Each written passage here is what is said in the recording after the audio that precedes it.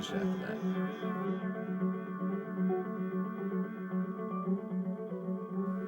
Orgasmic. Greatest musical experience. Pure of my life. insanity. It was much more than a music festival. Just totally unbelievable. surreal.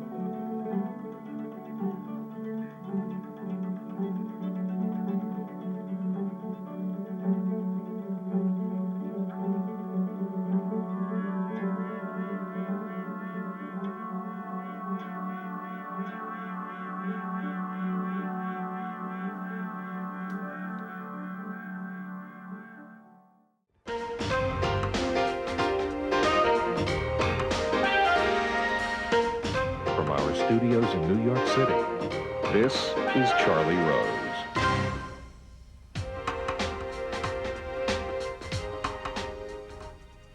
Trey Anastasio is here. He is, as many of you know, a founding member of Phish, a band Rolling Stone magazine called the most important band of the 90s.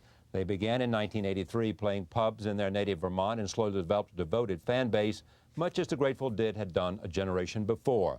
Without heavy radio play or music videos, the four members of Phish achieved success through constant touring. 21 years, 1,100 live shows, and 11 studio albums later, the band has decided to call it quits. I'm pleased to welcome Trey to this table for the first time to talk about the Phish phenomenon and the fact that they have come to the decision to stop. I certainly don't want to put words in your mouth, but I hear you saying this thing that we had created was so much, we honored it so much, we believed in it, we sacrificed for it, it was enormously good to us. We had a fan base that loved us and came to different concerts. Each of them was a new experience. But what it might have come to is that you were not, in your own judgment, what you were doing now was not, didn't have something that was there before. Yeah. And what was that? This is in my opinion, the truth of what happened is we went through this Millennium concert, Big Cypress in Florida. We played all night. We played from, we played actually 2 days, but the last set was from 11:15 or something on the New Year's Eve until 7 or 8 in the morning. Right. It was incredible, and it was, for me, the greatest. It was the pinnacle. And when we came off stage, I looked at our drummer, Phish, and my best friend, and one of them, I mean, just the man I love dearly. And we looked at each other, we both had tears in our eyes, and we were like, we should stop. It just felt like the wave had crashed in.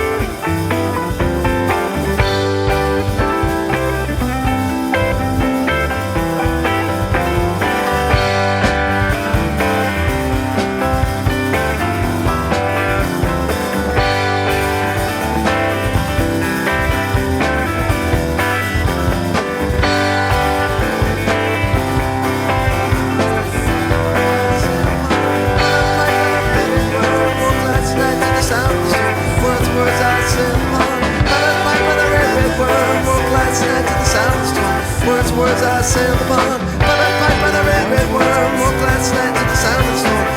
Words I sailed upon, but I pipe by the red, red worm. Woke last night to the sound of the storm. Words I sailed upon, but I pipe by the red, red worm. Woke last night to the sound of the storm.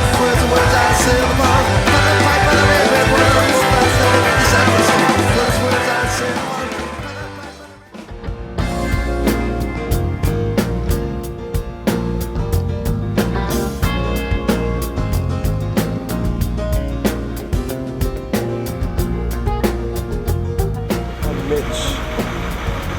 Canadian Mitch. All right, bud. I got the camera. What can I tell you, man? This is where they went to school. This is where they grew up. This is the university town that they went to college together. They met each other here in this place. Nectar's just up the street is where it all began. I mean, I don't think it gets much better than that. It's like going to Chicago to see Michael Jordan. I mean, it's the home. There's a certain vibe. There's a certain feeling that comes with being in Burlington and being a part of a Phish festival. It represents a lot more than just going to a show. Are you upset about the ending of Phish? I'm really not, actually. Initially, I was very upset about the whole finality of it all, but then I kind of realized there's only so many times I could listen to Harry Hood. There's so many times I could listen to Chalk Dust Torture. So I'm kind of on the same page in the sense that I'm probably going to get rid of my whole collection and keep the gems that I have, but I'm kind of over the mountain too in that respect. I can relate, I guess, so I'm not too upset. I feel pretty good about it all. What do you think was the pinnacle of Phish's career? Well, I guess according to Phish, New Year's Eve Cypress was probably the pinnacle because it all culminated, and then bang, they just gave it all out to you in 2 days and record-breaking 6-hour sets.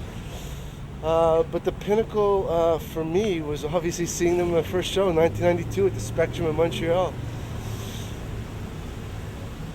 My favorite band of all time, forever and ever and ever, and still will be, and rightfully so. Not just because I'm a fan, but because I know music.